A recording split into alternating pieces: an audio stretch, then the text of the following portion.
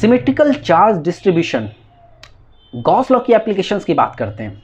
Gauss law holds करती है किसी भी सिचुएशन में आप गॉस लॉ को अप्लाई कर सकते हैं और प्रॉब्लम्स को सॉल्व कर सकते हैं, लेकिन अगर चार्जेस सिमेट्रिकली ना हो किसी जगह पर, यानी कि उसमें यूनिफॉर्म डिस्ट्रीब्यूशन ना हो चार्जेस की, तो आप इलेक्ट्रिक फील्ड्स को निकालना बहुत मुश्किल हो जाएगा।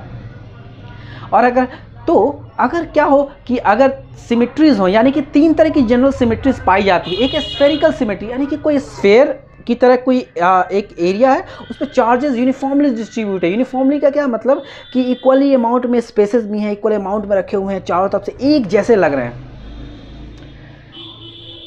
दूसरी इस तरह की स्फेरिकल सिमेट्री कहते हैं। दूसरी सिमेट्री आती है सिलेंड्रिकल सिमेट्री, यानी कि कोई सिलेंडर हो, उसके चारों तरफ यूनिफॉर्मली चार्ज रखी हुई हैं, डिस्ट्रीब्यूटेड है, छितरी हुई हैं चार्जेस।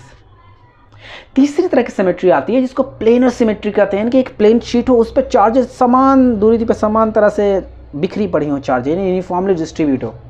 तो हम आसानी से गॉस लॉ को अप्लाई कर सकेंगे इन सिचुएशंस में। आइए हम स्फेरिकल सिमेट्री की बात करते हैं, यानी कि इन सिमेट्रिकल आर्गुमेंट्स में हम स्फेरिकल सिमेट्री की अगर बात करें तो चलिए हमारे पास हम एक स्फेयर लेते हैं, एक थिन शेल बनाते हैं स्फेयर का, स्फेरिकल शेल लेते हैं। शेल का ये मतलब कि पतली सी ये पतली सी पतला सा शेल का मतलब जैसे छिलकोजा होता है अंडा का, तो पतला सा शेल होता है, उसको शेल कहते हैं। यानी कि अंदर में हॉलो है, हॉलो स्फेयर है। यानी कि अगर मैं यूँ कहूँ कि ये क्या है, एक हॉलो स्फेयर का शेल है, ठीक है। अच्छा, इसका एक रेडियस कितना है, तो चलो भाई r रेडियस है, और हमने एक पॉजिटिव चार्ज चलो इस पर रख दिया, यानी यूनिफॉर्मली रख दिया, इस पर पॉजिटिव चार्ज इस शेल के ऊपर यूनिफॉर्मली रख दिया। यानी कि अगर मैं एक जगह बस यहाँ दिखा रहा हूँ, लेकिन मैं कहने का ये मतलब है कि चारों तरफ रखी हुई यूनिफॉर्मली की समान दूरी पे अगर इस तरह रखी हुई है, तो चारों तरफ रखी हुई है चार्जेस। या अगर मैं और ज़्यादा बढ़ाने की कोशिश करूँ तो इस तरह से कहूँ कि यूनिफॉर्मली चार्जेस रखी हुई हैं, डिस्ट्रीब्यूटेड हो गई हैं चारों तरफ, कोई अमाउंट है चार्ज की।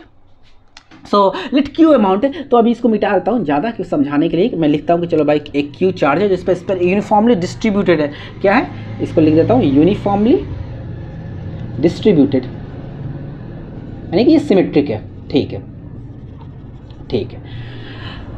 नाउ अब सवाल अगर ये कोई पूछ दे कि बताइए कि इस सेंटर से, मान लीजिए इस पॉइंट को अगर मैं रेफरेंस लेता हूँ, तो यहाँ से कोई आर दूरी पर, ये आर दूरी है छोटी सी, कोई भी आर दूरी है, क्या होगी electric field, if this is a question, due to these charges, this Q charge is uniformly distributed over this region of the sphere. या दूसरा सवाल ये हो सकता है कि अगर कोई मैं रेडियस आर लूँ, यानी कि अगर कोई रेडियस आर इतना लो कि इतना बड़ा है, कोई अगर ऐसा इसको डिनोट करो कि चलो भाई इतना बड़ा एक, यही आर को मैं लंबा कर दूँ, तो एक बड़ा सा स्फीयर होगा, मान लो ये वाला एक बड़ा सा स्फीयर बनेगा, एक स्फेरिकल शेल बनेगा। तो उस शेल पे, उस पॉइंट पे मान लो कि यहाँ पे इलेक्ट्रिक फील्ड क्या होगी, ये तो हमारा सवाल है। अब हम अपने आर्गूमेंट्स को देना शुरू करते हैं, हम अपने सिमेट्रिकल आर्गूमेंट्स को, यानी कि इन आर्गूमेंट्स को देना। आर्गूमेंट नंबर 1, यानी कि आर्गूमेंट नंबर 1 हम देते हैं कि हमारी चार्ज यूनिफॉर्मली डिस्ट्रीब्यूट है।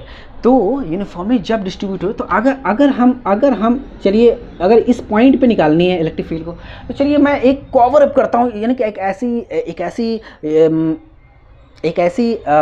स्फेरिकल एक और शेल में कंसेंट्रिक स्फीयर एक क्रिएट करता हूँ, जो एक कंसेंट्रिक स्फीयर एक क्रिएट करता हूँ। एक गॉसियन सरफेस है, हमने चूज़ किया, लेट चूज़ गॉसियन सरफेस। अच्छा, सवाल उठता है तो आपने ऐसा ही सरफेस क्यों चूज़ किया, ये तो अक्लमंदी की बात है, ताकि हम आसानी हो सके। बस हम चाहते हैं तो गॉसियन तो कोई भी क्लोज सरफेस हो कहते हैं, तो कैसा भी सरफेस हो जाता, तो फिर सरफेस का एरिया निकालना मुश्किल होता ना, तो इसलिए हमने एक कॉन्सेंट्रिक स्फीयर लिया छोटा सा, जो कि यानी कि चूँकि ये आर छोटी है इस आर से, तो यानी कि ये आर अभी जिसकी हम बात करें ये छोटी है इस आर से, तो ये अंदर में कहीं पर भी है, तो उस पॉइंट से होते गुजर रही है, यानी कि ये गुजर रही है, ठीक है। एक कॉन्सेंट्रिक स्फीयर हमने गॉसियन सरफेस को चूज़ कर लिया। तो आर्गुमेंट नंबर 1 हमारे सिमेट्रिकल आर्गुमेंट्स में यह है कि किसी भी पॉइंट पे, यानी कि उस स्फीयर के किसी भी पॉइंट पे, कोई भी पॉइंटलेस स्फीयर में हमारी इलेक्ट्रिक फील्ड क्या होगी, इन चार्जेस की वजह से। तो मान लो ये चार्जेस जो कि डिस्ट्रीब्यूट है चारों तरफ, इसकी वजह से किसी भी पॉइंट पे जो भी इलेक्ट्रिक फील्ड होगी वो तो सेम होगी। ये एक आर्गुमेंट है, यानी कि same E field at any point on Gaussian surface, Gaussian surface ये कैसे होगा भाई? तो ये तो देख के लगता है ना, अगर मान लो यहाँ ये चारों तरफ सिमेट्रिकली डिस्ट्रीब्यूट है, अगर सिमेट्रिकल डिस्ट्रीब्यूशन इसी से ये बात पता चल रही है कि इस पॉइंट पे मान लो अब ये पॉजिटिव चार्ज आउटवर्ड फील्ड निकल रही होगी, इस आउटवर्ड फील्ड निकल आउटवर्ड निकल, तो इस पॉइंट पे कुछ होगी जो इन सब की वजह से एक फील्ड होगी। तो इस पॉइंट पे जो होगी तो चारों तरफ जो फील्ड होगी वो भी सेम होगी, क्योंकि अगर ये सिमेट्रिकली डिस्ट्रीब्यूट है तो ये वाला मान लो करीब में तो ये ज़्यादा होगा, तो ये वाला दूर वाला कम लगा रहा होगा, तो जब ये इधर जाएगा तो इधर वाला करीब में ज़्यादा हो जाएगा, इधर वाला कम हो जाएगा। तो एक हिसाब से जो इधर उतना ही इधर, उसी तरह उतना ही इधर इधर इधर चारों तरफ, यानी चारों तरफ शेल में इलेक्ट्रिक फील्ड सेम ई फील्ड होगी। यानी कि अगर मैं सिंपल में लिखूँ तो same E field on Gaussian surface. क्यों क्यों क्यों? Due to symmetry, due to symmetry. किसकी सिमेट्री? चार्ज की जो डिस्ट्रीब्यूशन, चार्ज सिमेट्री, चार्ज की जो डिस्ट्रीब्यूशन की सिमेट्री, उसकी वजह से। ये हमारा पहला आर्गुमेंट है। दूसरा आर्गुमेंट ये है कि अब हमें क्या कैलकुलेट करना है? गॉस लॉ यूज़ करना है, यानी कि फ्लक्स निकालना है, यानी कि flux through this close surface. अगर मैं यूँ कहूँगा कि flux through this close surface क्या होगा, तो आप कहेगा sir that electric field that area, यानी कि इलेक्ट्रिक फील्ड, तो चूंकि इलेक्ट्रिक फील्ड सेम है तो सेम इलेक्ट्रिक फील्ड जो भी होगी, हमें क्या पता अभी, और जो भी होगी, और इनटू दैट एरिया तो वो छोटी सी स्फीयर की वजह से, यानी कि इनटू 4 पाई छोटी सी ये r²। और ये गॉस लॉ के अनुसार की क्या होती थी? गॉस लॉ क्या कहता था? गॉस लॉ के अनुसार क्या होती थी? क्यू बाई, क्यू जो अंदर होगी, अभी हमें नहीं पता क्या है, लेकिन जो अंदर होगी Q enclose by epsilon not, यही होती थी। अभी दूसरे आर्गुमेंट की बात करेंगे